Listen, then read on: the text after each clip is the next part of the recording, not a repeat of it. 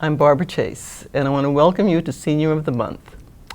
Our Senior of the Month for November 2019 is Lois Tigay. Yes. Hi, Lois. Hello, how are you? I'm good, thank you. And you? I'm doing well, thank you. And welcome to Senior of the Month. Congratulations on being nominated. Thank you. Thank you. We're going to take some time to get to know a little bit about you today. Okay. Starting with what year you were born. Can you tell us that? Yes, 1943, Okay. And where were you born? Minneapolis, Minnesota. Okay. Uh-huh. When did you come to Montclair? I came here in 1986 when my son was 2 years old. So what brought you to Montclair? Well, we were living on the Upper West Side of New York, at Manhattan, and when we adopted our son, we decided that we needed a backyard. And also, it's expensive to live in New York with a child. Yes. Or without a child. Or without a child. I was just going to say yes. Also. And so we decided, and we asked a friend who had raised her children in Clifton, where we could find a home, a town that was both integrated and had sidewalks. Those were our two requirements. And she said Montclair. So you came to Montclair and you found your place, and Yeah. and you've been here since then. 1960. 1984. 84. No, 86. I'm sorry, 86, 1986. Okay. Are you still employed or retired, or? I'm retired. Yeah. How long have you been retired? I've been retired since 2007 from the Montclair Board of Education. Okay. I was on the child study team for the public schools. Okay, now that you're retired, what involvements do you have in the community? Are you involved in or affiliated with groups or organizations or? Not a lot. I'm co-president of the Montclair Women's Club, which is a recent thing. I do a lot of work with individual people in terms of things that might be needed, or just supporting, helping out friends, things like that. So volunteering, and advocating for. Yeah. Yeah. So I'm not involved in a lot of organizations. I do financially support things in town. I'm very impressed by Succeed Together, the organization. I've seen that. Yeah, I think it's. Explain that to me, because I don't think I really ever figured out what exactly it was. I think it's. I'm not really intimately involved with it, but I think that what they do is to provide support to children in regard to school issues. They provide tutoring. I think they provide counseling. I've been impressed by listening to what they do, and so financially, I try to support. You're involved have some involvement with the team that works with the children? When I was on child study team? Well, it is a part of this effort. Mm-hmm. Yeah. As a part of the child study team, I was the social worker on the team. Okay. I've been a social worker for over 50 years. Okay. Yeah. So you naturally fell into this helping people and advocating, and that's there's some things I kind of know from all my experience, so I try to help out in that area. Yeah. Okay.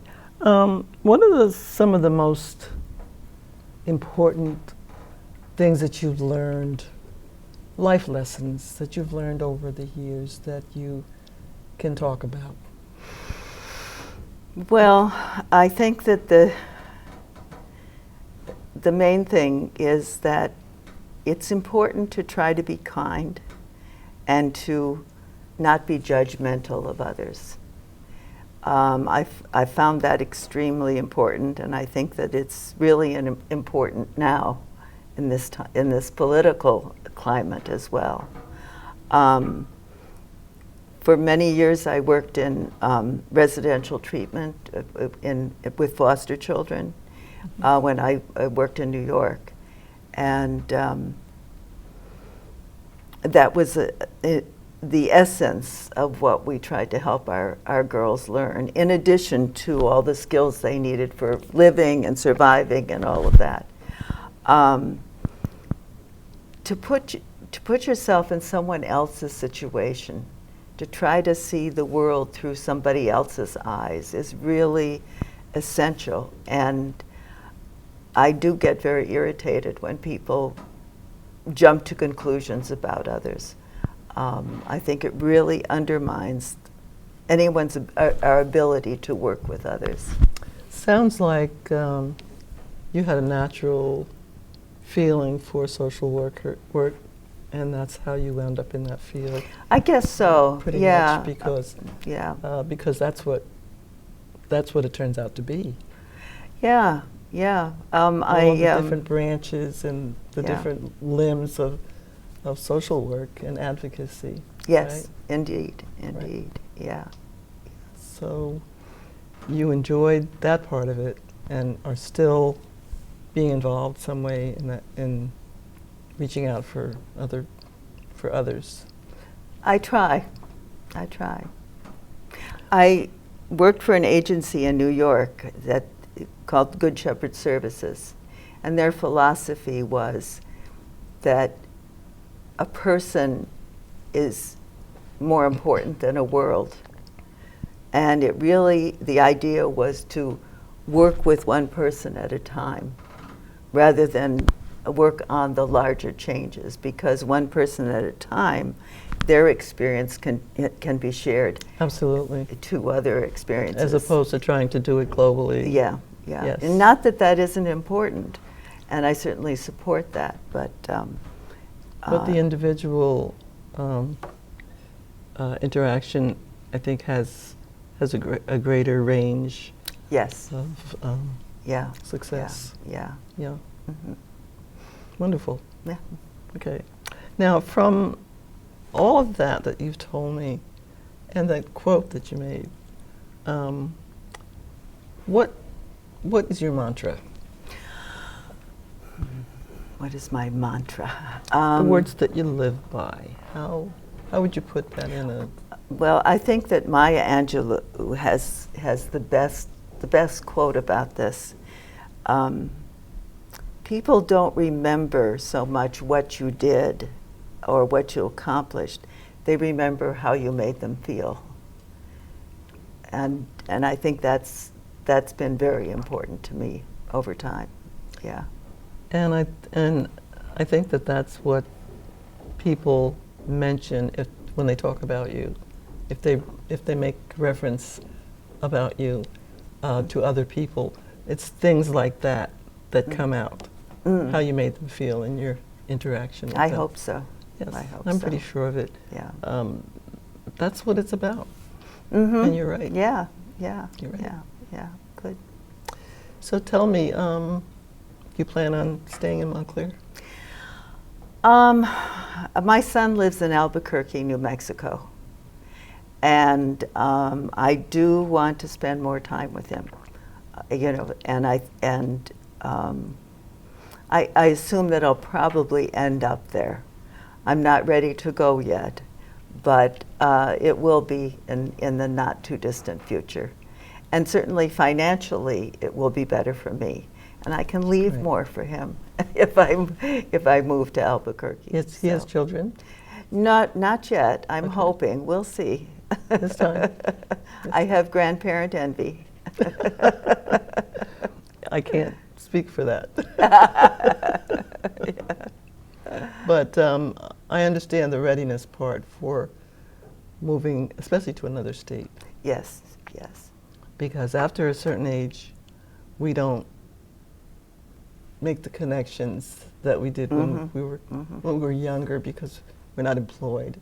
We're not employed. We're not raising children. Co-workers. We don't have the kind of activities where we meet other people, So I've had the same experience because I have, you know, a couple of children who live out of state, and you know, my daughter tried to get me to move to Virginia, and you know, it's where your base is when you're young enough to reach out for your base. Yes, yes. Yeah, and I think the readiness is the readiness probably when you don't feel like it's all that important, the base, or I think it's I think that there comes a time when you kind of want to have more time, quiet time. quiet time. I'm really wanting to read my books finally and watch the movies I haven't seen.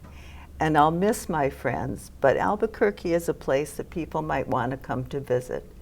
And so if they have a place to stay there, I'm hoping they'll come to visit me.